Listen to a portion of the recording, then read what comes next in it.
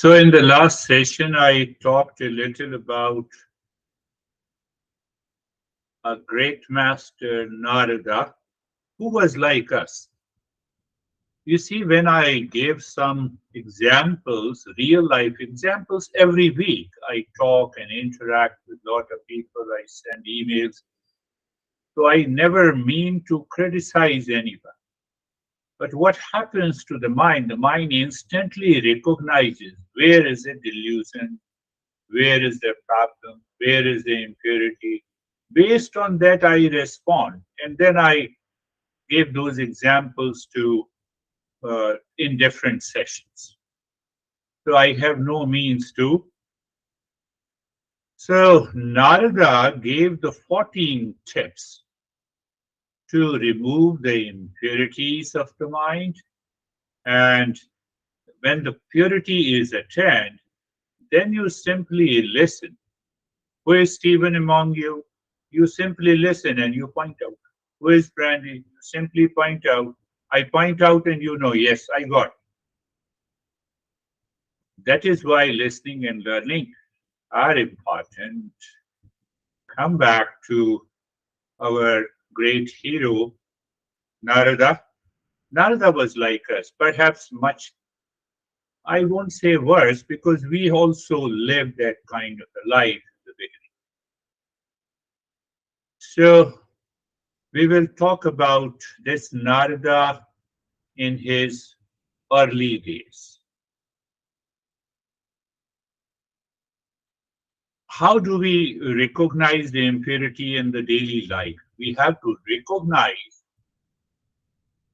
there's a cognitive ability. The instantly you recognize these impurities, and you can change there through the knowledge, through the principle, whether it has to do with the likes and dislikes, sorrow and the joy, jealousy and the hatred, then dictated by the commander in chief. You all know that.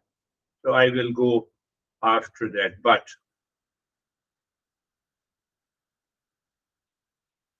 I'm going to introduce another group of the text.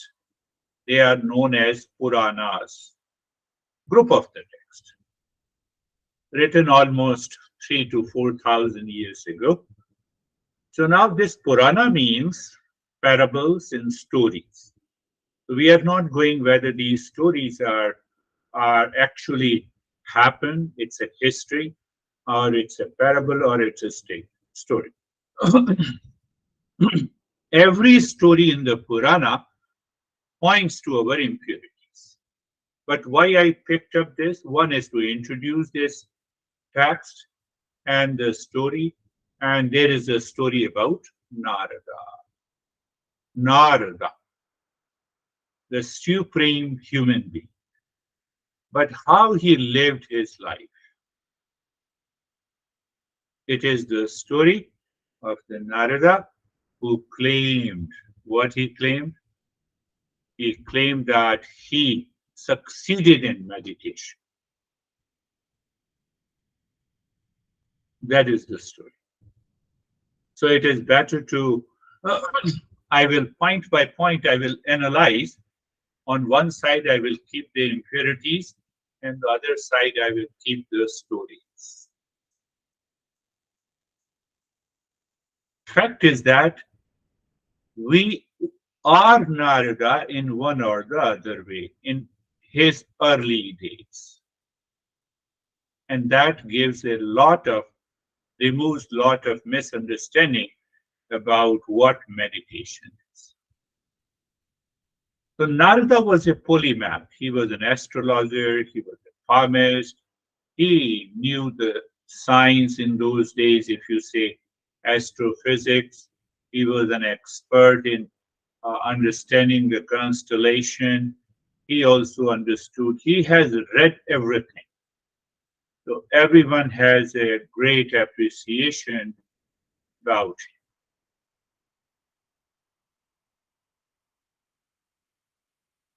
Only one problem was left, that he did not succeed in meditation. So he went to the originator Shiva. originator of yoga, tantra, spirituality is what we say Shiva. So Shiva used to live in the Himalayas, so he went there. Shiva intuitively felt the commander in chief is dictating him that he wanted to succeed in all the things. Are you guys listening? Yeah. Yeah, I know that you're listening. So Shiva said that go to that peak of Himalayas. That peak is known as the forest of austerity. Many great masters have done the austerity. If you do the meditation practice there, you will succeed. What is the point of delusion here? Now, the Shiva, because Shiva, when you realize, because many people ask me that what is, give me the best mantra. First, you become the best, then any mantra will become the best. That we do not understand. Just out of emotional rage, oh, love, let's.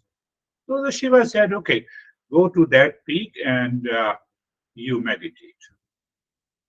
Meditation is beyond time, space, and location. So sometime based on the student level, teacher has to guide this. Shiva realized that what is the problem? It is the commander in chief. I want to brag. Oh, I succeeded. So now he went there and he started meditating. Sometime what happens, emotional dependence, ignorance also create a wrong force in us, a wrong power in us. Like the one, I told you in the last session that she left the corporate job and now she is on a life mission, but she is not clear. What is that life mission? So obviously it will result into frustration. So Narada went to that. It is possible when we have almost everything, all the riches. We have a big house, we have a car, we have all the basic physical needs are easily met. We get easily carried away. We claim that we have achieved everything. I'm doing good. Like Bill Gates, he forgot to realize that he lived loveless life in the first year. He should have taken care of.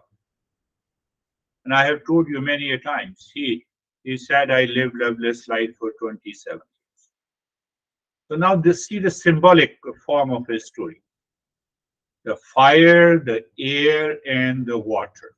Disturbances are the great disturbances in our life. So symbolically, it says that Narada was disturbed.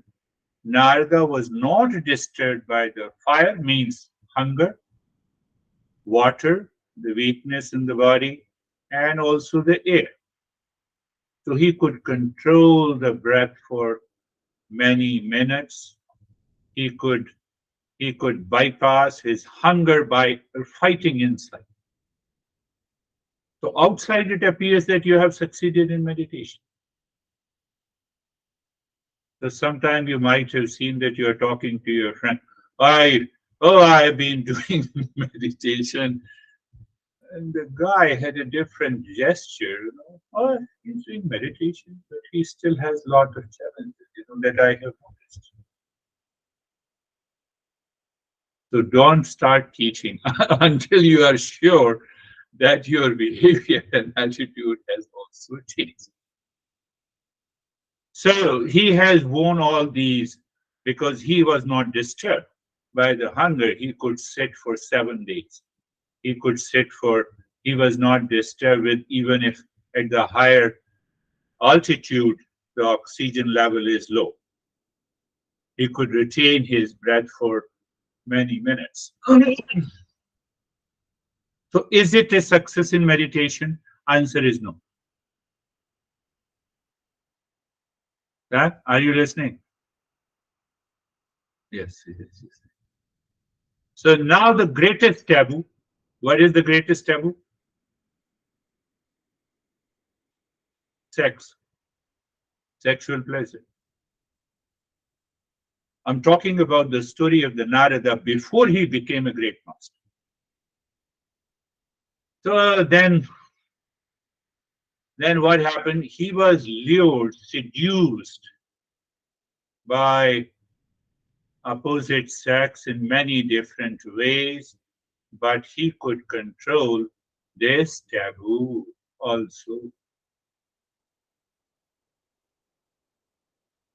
And everything was at the intellectual level. Outside the society, we can control the taboo easily, isn't it? In a society, in a group. But not, but he succeeded.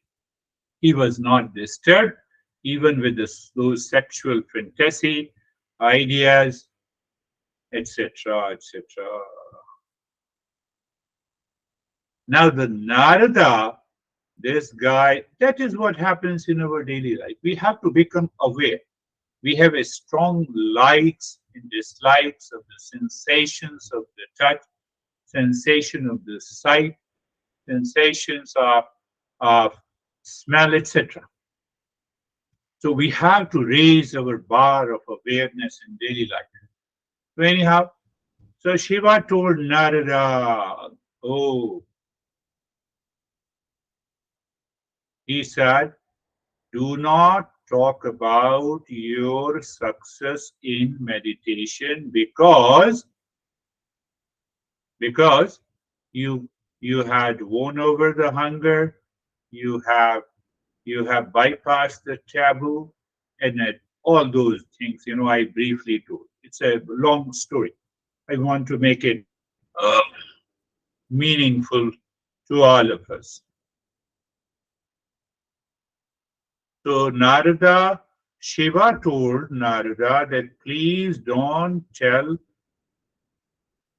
your story of success in meditation to anyone, and especially to the Vishnu. Now you see that you will understand those characters. Vishnu is the reincarnation of Krishna is Vishnu. So Vishnu has in fact originated yoga. He understood each and every aspect. So why Shiva told Narada that don't tell Vishnu? Because Vishnu will realize. And then Vishnu will be very tough on you. So it is better not to tell. Live with your commander in chief. I think Vaibhav might be aware of this story. Samir may be aware of the story. It's a part of the Indian culture. But we don't get the actual meaning. Inside there is the impurity, and outside, because of the intellectual understanding, we claim that it is a purity. Now the real story begins from Narada went directly to the Vishnu and said that I had a great success in meditation.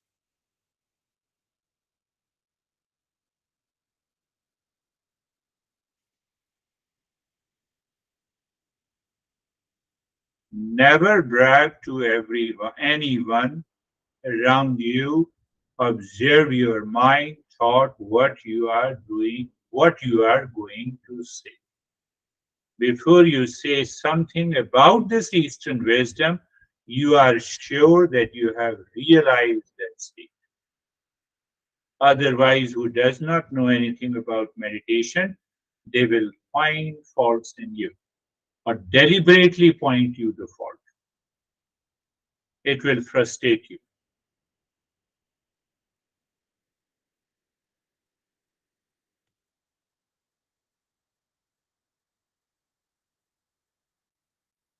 Now see what happens. He told Vishnu, I have just come from the greatest meditation, but the Vishnu smiled. Vishnu said, you look very radiant, like you have achieved a tremendous victory. What kind of meditation did you have? Narada said that I defeated the taboo, I defeated hunger. I defeated the air. Air means the Vayu. I could control the breath. That is what I used to say. A polar bear can bury themselves into the snow and they live in hibernation for 6 months. It does not mean that they had a great meditation. Now the real story is yet to come. Existence is always with us. It creates an opportunity, it creates an adversity to check whether I have realized that higher state of meditation or not. So Narada was a great palmist. He was known all over India. So there was a king. Now you see how the story goes and who has written the story. I will talk in the next lesson. That he passes the masses by a story. So the king's daughter, princess, wanted to get married. So normally it's a tradition. Let us consult with a palmist and astrologer. Narada was a great astrologer and a palmist. So he invited Narada to see the hand of. Can you figure out what is going to happen? Hand of a beautiful girl. He has to touch it. Do you see? We meet a lot of people. And yeah, you see, you should now, because you have already have a strong foundation, so you can guess what is going to happen. So king said, Narada, please look at the hand of my daughter and predict what is going to happen in the marriage.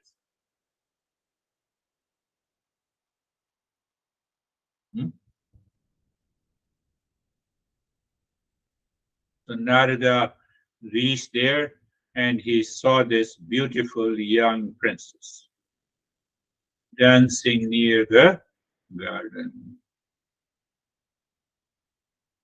What happens when we are caught by the impurities of mind? I'm comparing both. The reality of the world is accepted by the mind. I discussed about that. The moment we wake up, we become aware of this world and we say it is the reality, it is separate from us. Then the mind says, okay, I have a desire. I will make an effort to possess and own in order to be happy. That was the principle I discussed here. So Narada went to, I told you, to the kingdom, and he took the hand of the princess in his hand to answer what kind of a husband she should choose, what will be her fate. These were the two questions asked by the king.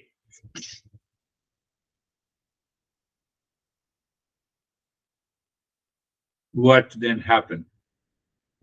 Narada looked at the palm of this princess and her name. Forget about his name. Her name was Vishwamohini. You can say the Vishwamohini, she was extremely beautiful. You can say Miss Universe nowadays. Understand that. This is what is going to happen. It is not about Miss Universe. Mr. Universe also. Some girls are attracted by Mr. Universe also. But we have to take the extract. We have to extract the story with reference to the impurities of the mind.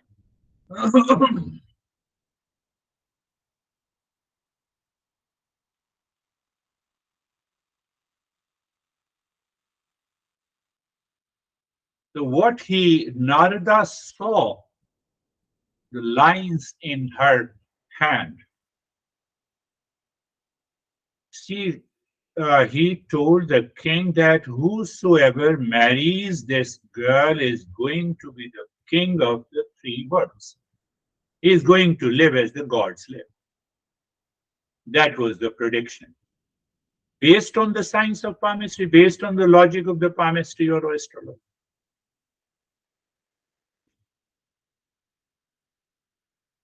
Story goes little further. He has already seen the hand. He has done his prediction. So after the prediction, Narada was mesmerized by the beauty of this. Why he has gone and what happened to him? That is the message we have to. Why we go to the store? To buy something, and then we get attracted and gets attached. I'm just giving an example. It happens. It happens to us. Anyhow, mesmerized, hypnotized. Ah, then he said, whosoever marry, that was the prediction, whosoever will marry this girl will become the richest person because of her stars, and that guy will live like a god because of the marriage. I found a soulmate. Do you see that? We talk about I found a soulmate. Whether it becomes a soulmate later, that's a different thing. Anyhow.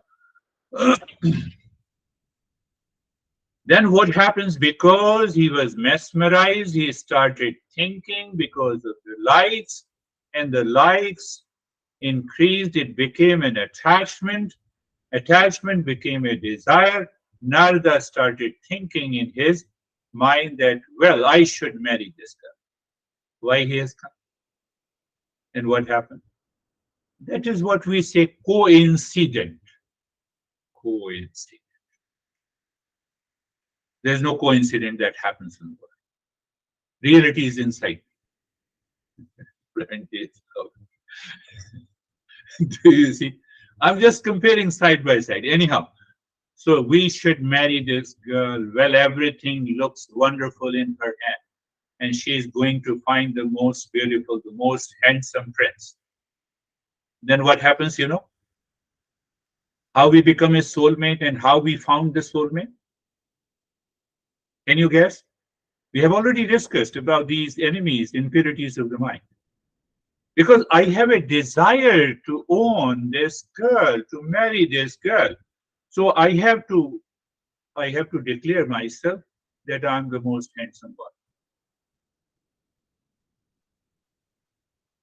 Where I go to saloon or spa, I don't know that. You become. So his mind started thinking of the reality of the world. Reality of the world is Miss Universe, emotional trigger with the strong likes and dislikes causes the attachment. Then came down the jealousy that I will own her, and ultimately he has to make an effort. He went to the Vishnu. He said, "Why don't you make me the most handsome man?" He said, "Yes, I will make you the most handsome man. No, no worries." Now, again, a symbolic gesture that is very important to understand. This guy, I think a couple of weeks I told you that I gave her 200%. And I asked him that why you gave 200% to her in the first meeting. You have been with me for the last 1 year. You have not given me even 5%.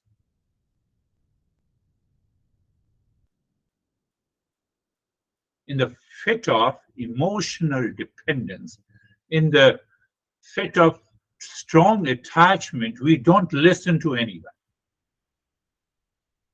We don't listen even to the parents. Wait, understand again. Did it happen in your life? Don't say no, it happens to everyone.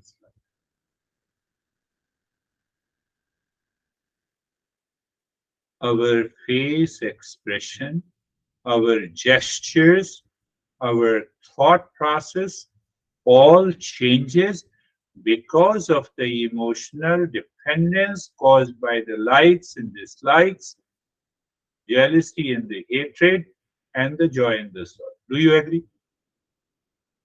Because we start speaking something else. So, what is the symbolic form?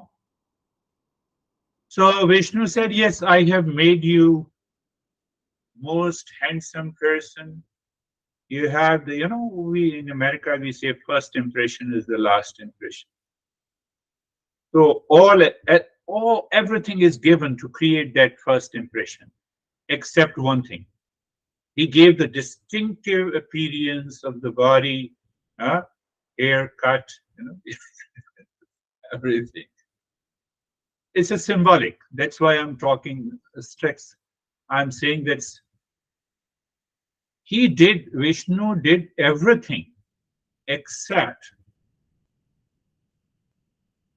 Narada was given a face of a monkey. Symbolic. Everything was very smart and face of a monkey. So monkey is representative of a wandering mind because of the likes and dislikes and fear also there. If someone win, if someone get this girl or anything in the world, we always look at ourselves.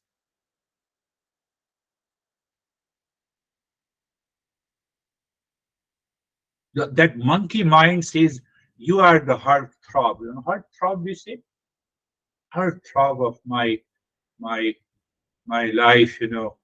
I want to marry you. You are my soulmate. Just meeting once, we become a soulmate. How great we are. But anyhow, the face of the monkey. Face of the monkey, remember, it's a wandering mind, full of likes and dislikes. Huh? That monkey mind jumps onto the one tree, then returns to the same branch of a tree. That is kind of a monkey mind. What a crazy, that is what happens. Now, now the Narada.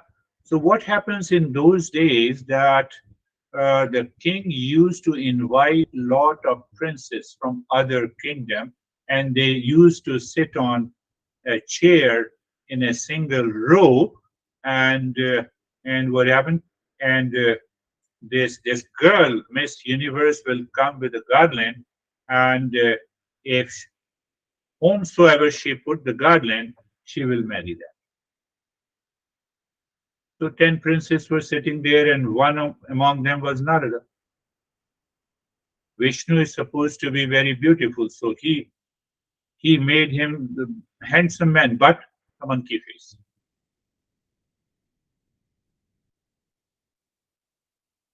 So what happened? The girl did not choose him. He got angry. He said, I'm the most handsome because I am coming from, we normally say, I went to that spa. The spa doesn't make you beautiful. Look at the symbolic story 3,000 years ago and how relevant it is. Anyhow, Narada said, wait, to the girl, you made a mistake. I'm the most beautiful man here. I'm the most handsome prince. I'm deserving this garland. Compare that real life story. He said, I gave 200%. That is why I am the most deserving.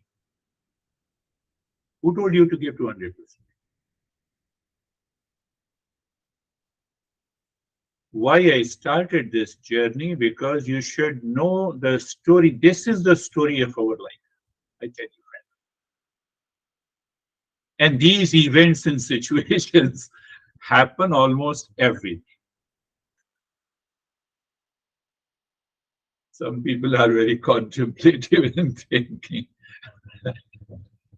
So others are okay. So Narada said, this is too much.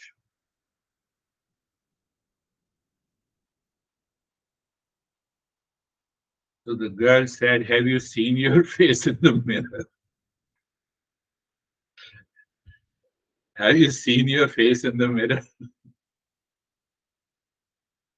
First, look your face in the mirror and then tell me whether you are really handsome. No, we get upset because of the emotional dependence. You look at a person and whom you are attached, you want to possess and own, and he or she is a human being. Then you are hesitant how to express yourself. That very hesitancy tells you that you are not the handsome. Have you seen your face in the mirror? And when Narada saw his face into the mirror, what happened? I don't want to accept the reality. He blamed Vishnu. He cursed Vishnu. So when I curse someone, when I blame and complain someone, that is the understanding, that is the recognition that I am suffering from the impurities at the highest level.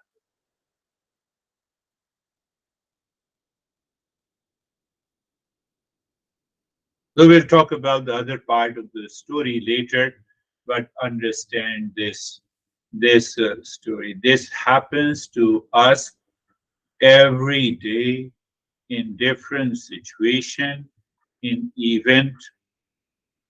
So now I start cursing. I fight with my brother. I fight with my honey. You see, that is what happens in our life.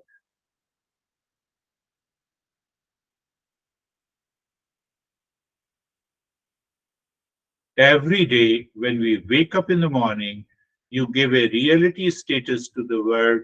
Then we have 1 million desires every day, and our mind constantly wanders in those desires. That makes me fully busy. That keeps me remain excited and agitated. Internally, even I am able to control myself intellectually outside. Tell me if this does not happen to you. Or it had never happened to you. Not I'm talking about relationship, but it happened in situation with a boss, with an employee, with a brother, with a sister, with a sibling. We are just going to a store and we get attached to it. That needs to be understood clearly in order for the meditation to succeed, which results into an awakening that is the highest spiritual.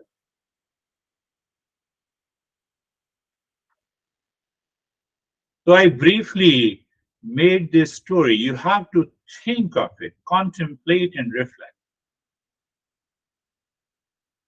He realized his mistake. Narada realized his mistake.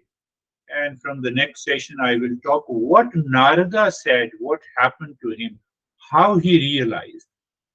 That was his teaching. So you see in this story, we had a likes and dislikes. Dislike of the Vishnu, attachment and detachment. So he wanted to get detached from, because his mind was thinking, I'm not as handsome as uh, others are. Jealousy and the hatred element is also there. The commander in chief, the ego element is also there. You see, the reality status given to the world is also present in this story.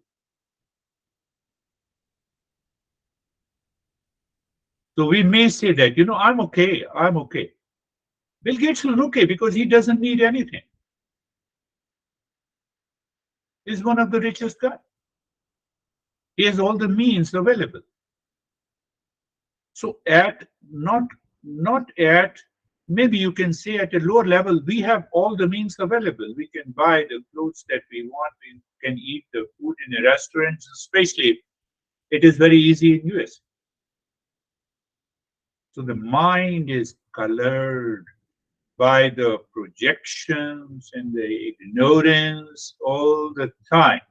1 hour of meditation will not be sufficient. I have to live my life consciously.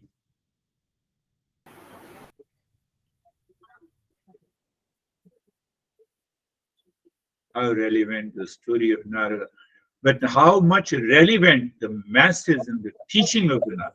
Then the Narada became one of the great masters. He has written a text like Patanjali Yoga Sutra, which is known as Narada Bhakti Sutra for emotional freedom. What exactly is the emotional freedom? Where is the last message? We have to learn from our experiences. If you get upset today in the morning, in the evening, you contemplate and reflect what happened wrong, raise your bar of awareness, get rid of these impurities, have that cognitive ability to succeed in meditation. What do we mean by success in meditation? 24 by 7. Mm. What is that state? That state is known as awakening. Mm. Awakening is not located in the Himalayas, not present in the most beautiful people. It is present in everyone. Everyone is most Mm. beautiful. We'll talk about Narada later. Close your eyes. What Narada has to do in our life. No, he has to do everything in our life. So, eyes are closed and eyes are closed. No stress and struggle. What is that? That is a monkey face. Don't tell me I'm a monkey. No, I'm not saying that. With due respect, I love you all.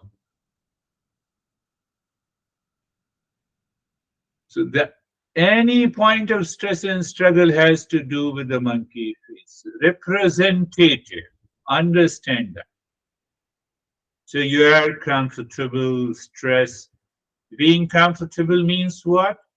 Rise in awareness, physical awareness, sensation, comfort, and steadiness. I repeated in the last session. So I believe you all know. And then rise in awareness is the space, whereas the space is an objectless state. And that is why the space is awareness and awareness is space. Your living room is full of hundreds of articles. Can you still recognize the space in the living room in spite of the presence of all the articles? Answer is yes, you are always in comfort.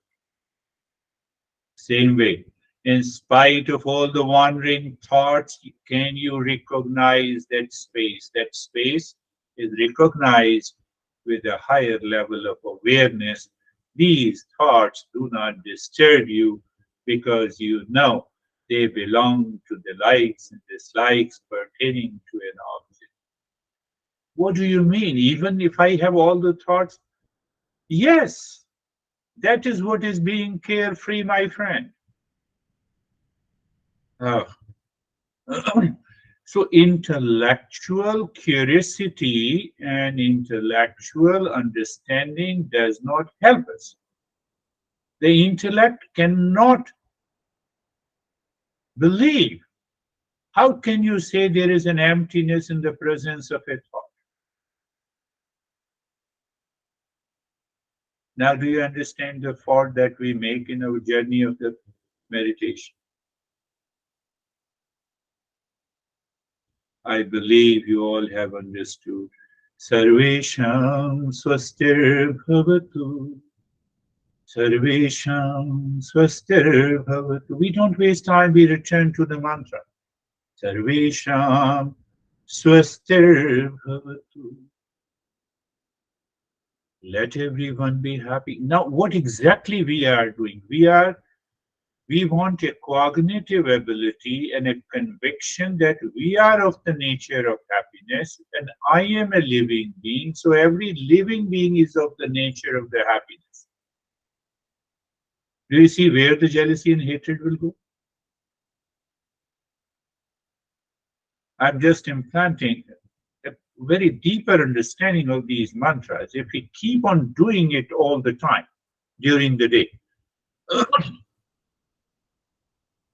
You are meeting someone and you get attracted. The monkey face will disappear. Mantra. Cognitive, it's all about awareness, my friends. Nothing more than that. Sarvesham Shantir Bhavatu. Sarvesham Shantir Bhavatu. Sarvesham Shantir Bhavatu. Let there be peace for all. Means peace is my essential nature. When I go out and I see my neighbor's home, I get upset. Monkey face. I'm just reminding you so that your mind will install this message of the story completely. Why? You're all the time free. You have a sense of freedom. Sarvesham Puranam Bhavatu. Sarvesham Puranam Bhavatu. Sarvesham Puranam Bhavatu. Let everyone be completeness in self. I think I have repeated many times. What do you mean by the wholeness and holiness? Everyone is whole because the existence is whole. We need an eye of the mind to see. Sarvesham Mangalam Bhavatu. Sarvesham Mangalam Bhavatu. Sarvesham Mangalam Bhavatu. Now see the message in the story. When you don't have any impurity in the mind, every moment, every location, every relation is auspicious. Look, we may have an opportunity and adversity. We are talking of the mental state, a level of awareness which can bypass the monkey face. It doesn't happen so easily, and that is why we are continuing the journey. And now is the time to look inside the forehead in the space and start breathing from the chest. Small, shorter breath. You expand your chest while inhalation and you contract your chest while exhalation. Focus remains deep inside the forehead. Om Shanti continues with a pause.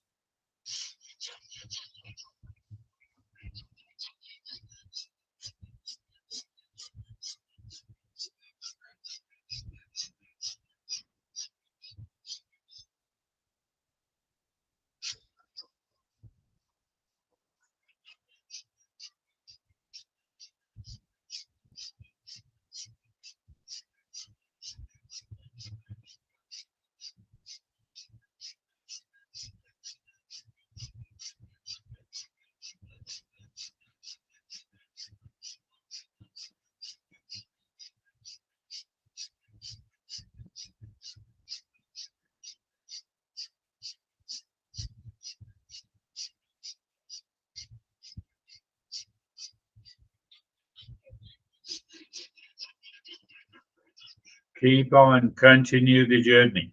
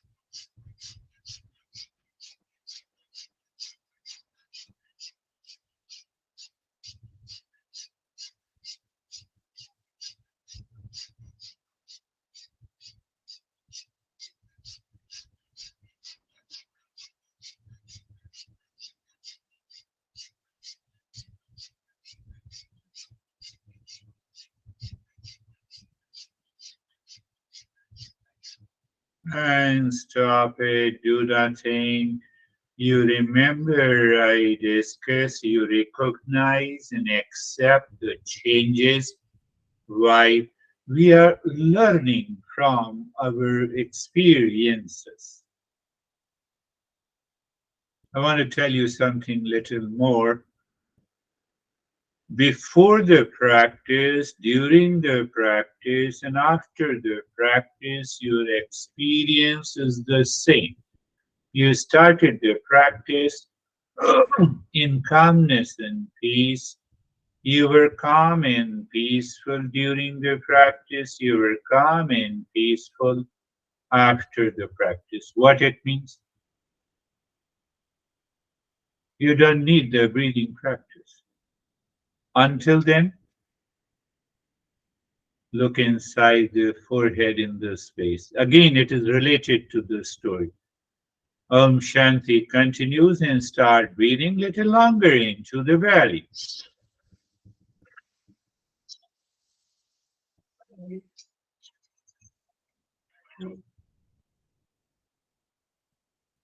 Longer breath, squeezing of the belly during exhalation and expansion of the belly during inhalation.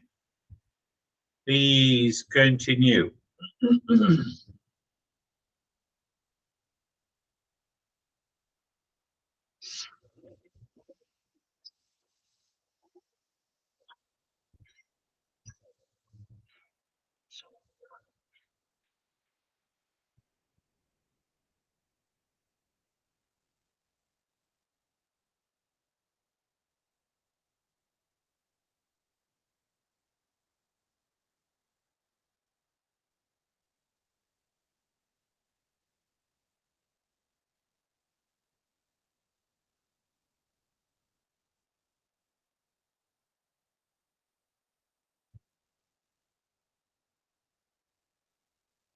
Continue.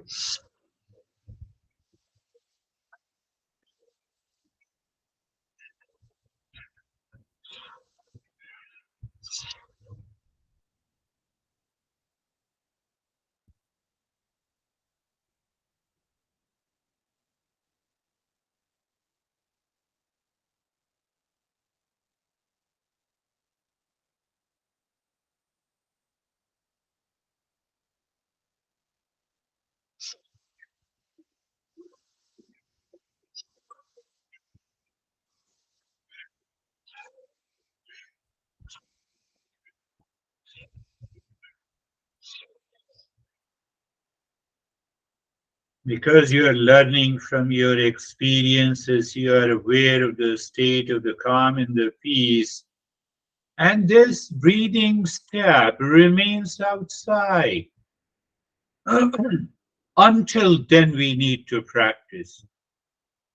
Until then, we need to continue the journey to reach to that state of the spiritual consciousness. Everything is so logically explained.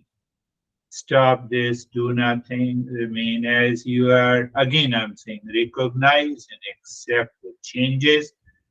And at the same time, you recognize before, during, and after changes there.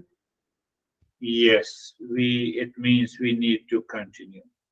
Or you are refuting your own stand. Yes, I have to refute it. What I'm refuting the lower consciousness, my friends. I'm not refuting what I said. Now, Om Shanti continues in the space inside the forehead and combine both the breath belly and the chest.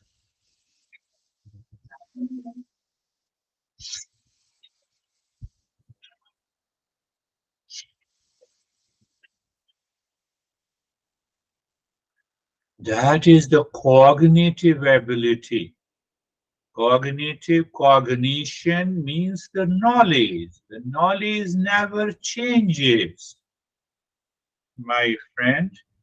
Knowledge remains same. It never changes. David will remain David. Now, for example, knowledge of an object does not change. So the knowledge of our real nature will not change. That is why before, during, and after, at the beginning of very early days, I used to say it, but now I'm explaining the meaning of it.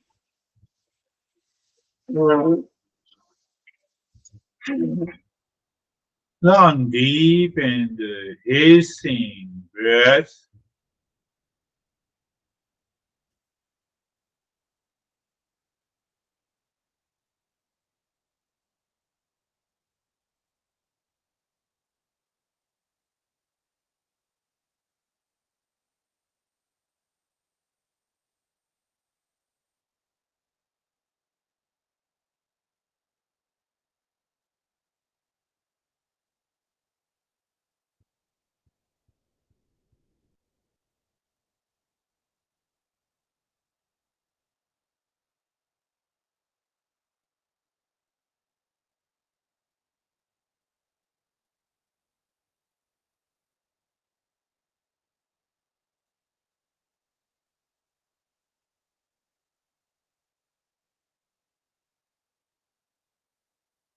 And stop this. First thing, recognize, accept the changes the mind is experiencing. How it helps, I am learning from the experiences. I'm learning from the experiences of the vision and the colors, the body expansion or the contraction, millions of other experiences. And then we added before, during, the after. So before the practice, that state was not present. What it means, then I am the Narada. So now you will remember this story all the time. I got upset with someone. Now look deep inside the cave of your heart, triangle, pointed awareness, moving the mind on a triangle each side, dropping Om Shanti with a pause, clockwise and anti-clockwise. When you feel, now you see, again pay attention to this point. I always said that when you find a thing while moving clockwise and anti-clockwise, you have to push the mind by singing mentally Om through the triangle deep inside the cave of your heart. And what is the point I'm making? Mind seemingly stops. Seemingly, it never stops. That very experience tells you you are going to enter into the state of self absorption. So you simply say, Shanti, you are absorbed. Now you're absorbed, the body may give you some other sensation. So called, you may say, disturbances, but you are not dictated by the changes in the body, the thoughts in the mind, emotions and the feeling, and other experiences going on because it is a kind of self absorption, my friend. Oh, does that happen? Yes. Thoughts appear too far from you. Is that so? Yes. And when it is too far from you, how it can disturb you? Tell me. Oh, so you are not disturbed by anything outside.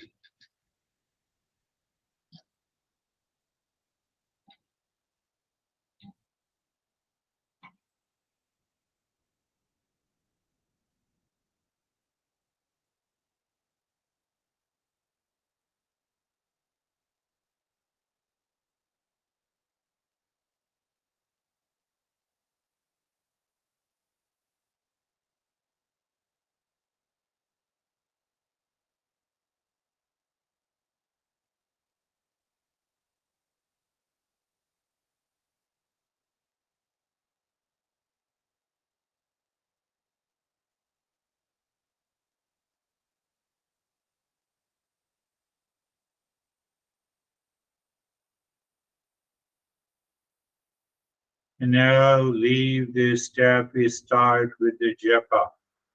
What I said, mind's eye, ear, tongue. Tongue has two roles. Tongue is a motor organ and tongue is a sensor. So you are saying mind's tongue says Om Shanti. Mind's skin touched that point.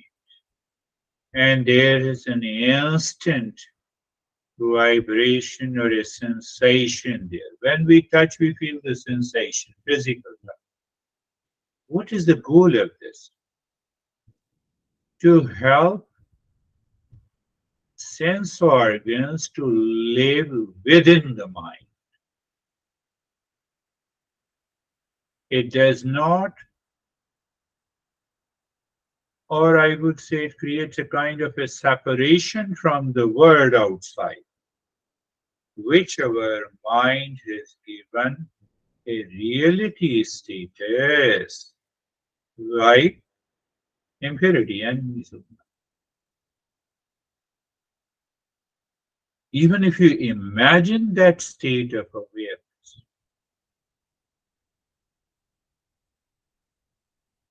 and we have a daily experience. You talk about someone, the image is already created in the mind.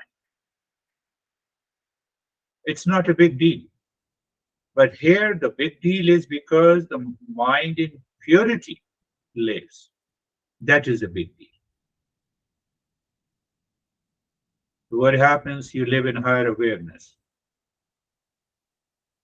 I have explained you what is this higher awareness, my friends.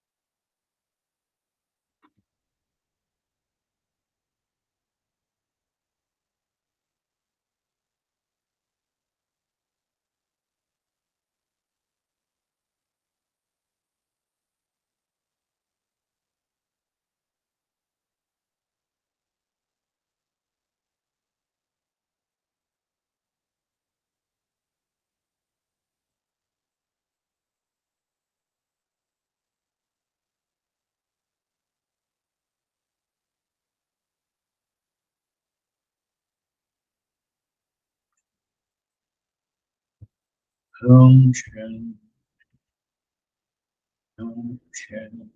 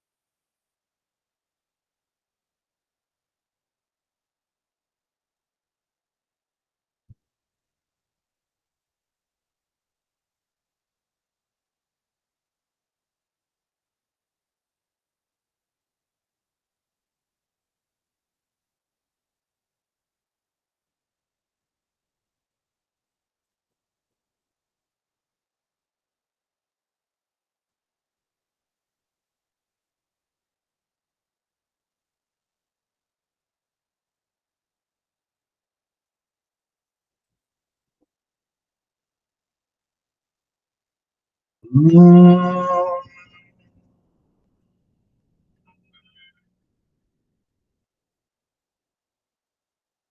Shanti, Shanti, Shanti. Om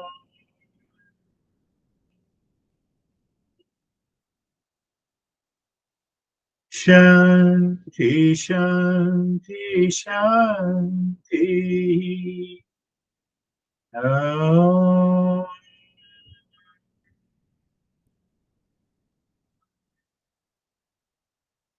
Shanti, Shanti, Shanti. Bring your mind on the right hand, your mind on the left hand.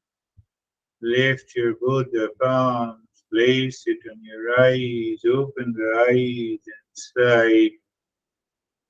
Know your experiences and bring the hands down. We'll share our experiences. If you have any question, you can also ask. How are you, Stephen? Good. Thank you. Thank you for that. Meditation is very fast, pretty much effortless. I'm very at peace right now. The one thing I did notice is that when we started the Sarve Sham and we were focused in on the on my forehead, before we could get to when we made the transition to the first breathing, the short breathing, um, I was in this very expansive space, and Yeah, it was as if I was moving through the space, and you kept talking about again focusing on in the forehead, and it was as if I couldn't get the breathing started because it was this sense that I was in the dark space, call it a hallway, a pathway, or somewhere. And it was like I needed to pull myself back from the depth of that space in order to come back to my forehead so I could start breathing. And it was almost like I was challenged through the whole breathing that I wanted to go into the space, but I had to stay back in order to focus on you. And then I was gone by the time the third breathing came up, and then I yeah, heard the Om Shanti. So it was great. Thank you. beautiful. What he is saying, I'm translating into today's lesson, is that the time comes you jump into the same state the moment you want to start the breathing, and you find there is no need of it, and you still do it for the sake of purifying the mind. You jumped into the higher state. So what he was indicating that his mind went back into the space again as if there is no need to breathe. That is what I discussed. That's a beautiful point we have to remember, we have to understand. How are you, David and Jerry? Great, thank you. Yeah, very good, peaceful, slow, but yet fast meditation. The one observation I had is during the triangle, it was on breathing in an expansive indigo color, and then breathing out, it sort of disbanded throughout the entire triangle, which was kind of interesting. But it was very, very calm. I was very calm, peaceful. Very calm indeed. Yes, indigo color. We'll talk about that series also. So whenever we have those vision of colors, the mind transitions into a higher state of the consciousness. So that we will take up later. Beautiful. How are you, Jerry? Sir, I'm good, thank you. It was interesting because I was aware of the mind and the body being very tired. Yeah. But unlike sleep, where I'm not aware of that because I'm sleeping, I'm fully awake and aware that my body and my mind wants to sleep, but it doesn't.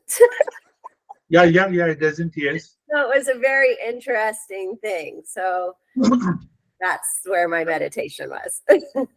And we transition into the higher state, these experiences comes and goes. Comes and goes. Yesterday my honey wanted me to watch, there is some dancer program is there. And she was saying how beautiful she is dancing.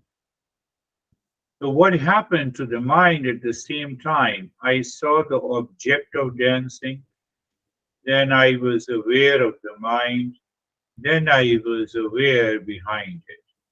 So that the entire, during the time I was watching, someone was totally detached from that act of dancing. A total dispassion was there.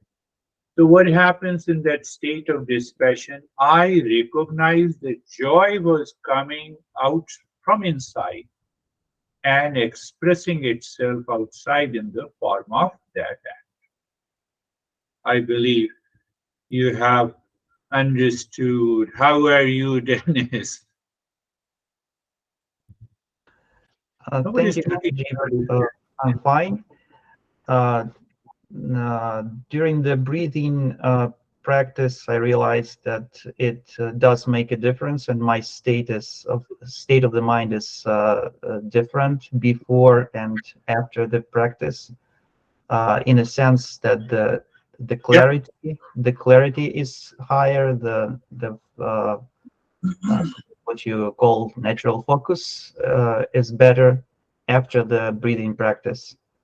But during the rest of the practice, after the breathing, I found that the mind was very compliant and submissive. Yeah.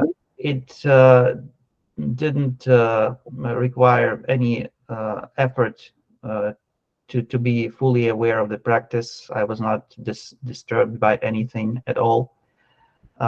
And the mind was clear throughout the practice. It was very distinct Yeah. practice today. Beautiful, beautiful. That explains the principle I have taught few times. Remember this and contemplate. I'm asking everyone. Desire is the impurity of prana, the life force. Where? In the mind. Means what? In the mind, when this very subtle vibrations is the prana that takes the shape of a thought. That thought contains the element of the impurity.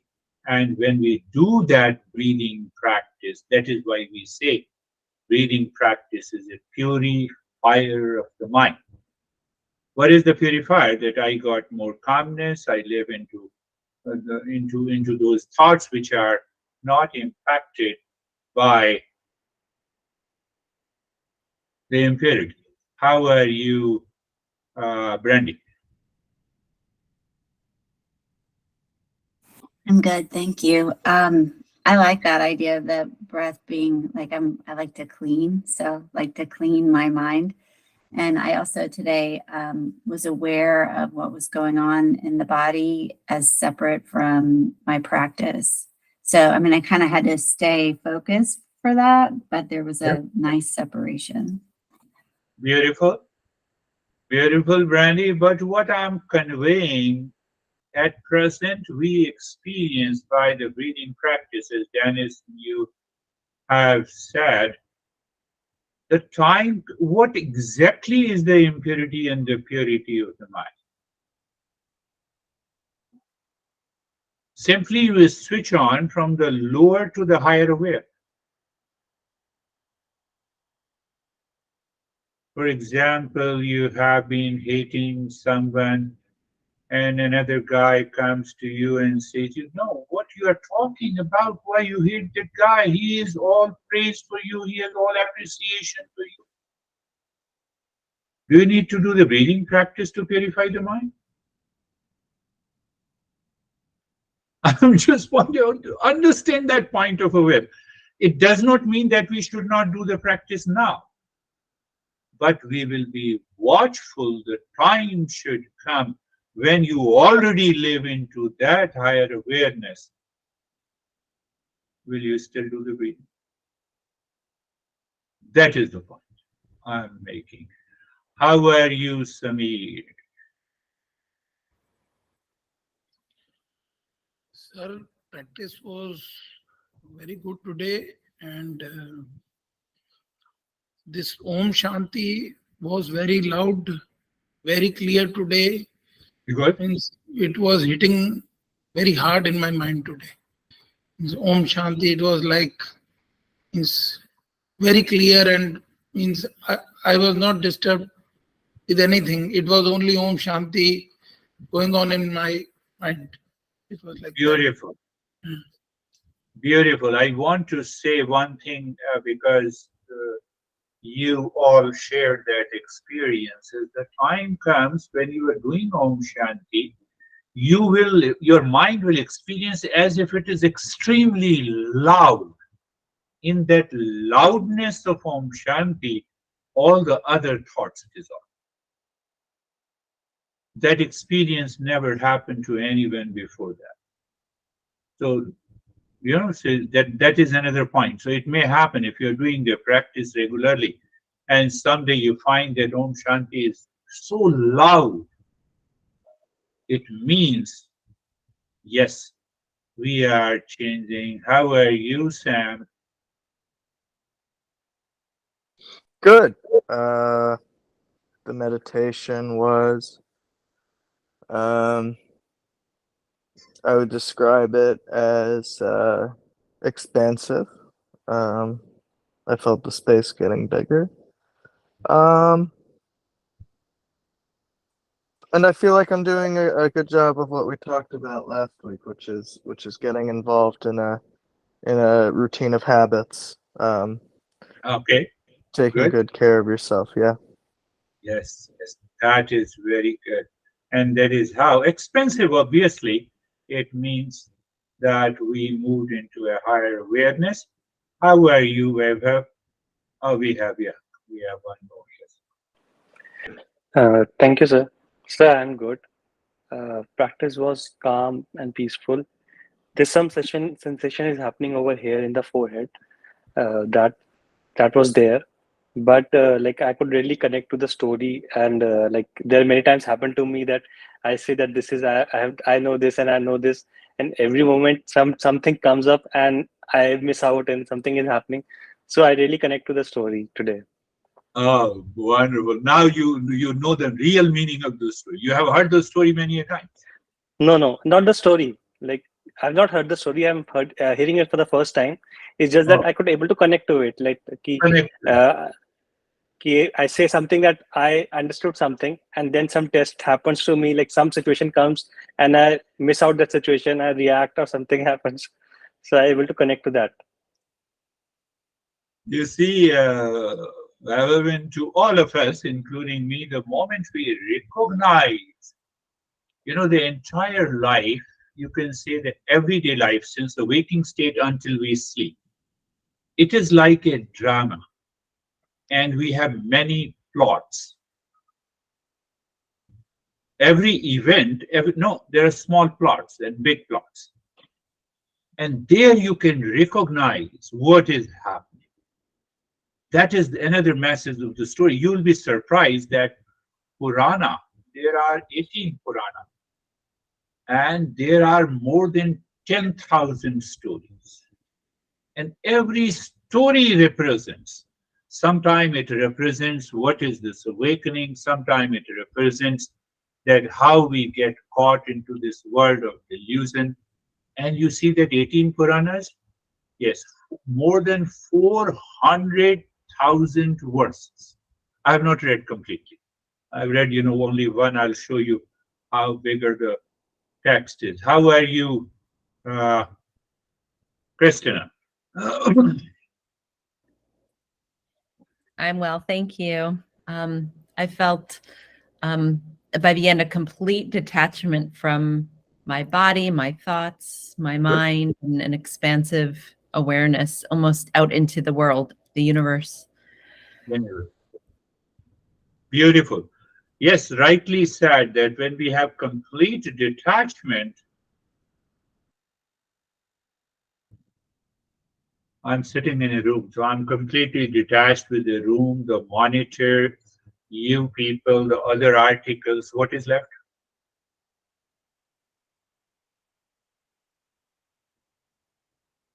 What is left is the pure awareness. So now question comes, why I was not aware before, Dennis? Why I was not aware before of the same space which was also present? Why I was not aware? So what is that meaning? That what Sam said, expensive meditation. I saw the space. I was in the state of dispassion. It is here and now that real self can never go anywhere. It is because of the real self that gives the consciousness to the mind, and the mind gives the consciousness to the sense organ, and the sense organ perceives the world, and from there the journey of the impurity starts. So we have to reach to a state for another 30 to 40 minutes of the practice that we do in every session. We simply do nothing. We are just sitting. And it is there. It happens. What does that indicate? It indicates awakening. So another message that you just hear about. You repeat that story. Am I Narada? But you will appreciate, because once we understand that how Narada guided the 14 steps of purity of the mind, then you have to compare which Narada, Narada number 1 or 2. I'm Narada number 1. No, 2 only. Only 2. So that is why he said, I'm only Narada number 2, means I have reached to the success in meditation, and then see what happens. So I have to learn from our experiences. That is all. Thank you very much. We'll meet again. Thank you, sir. Thank Thank you. Yeah, Namaste. today I look like Narada,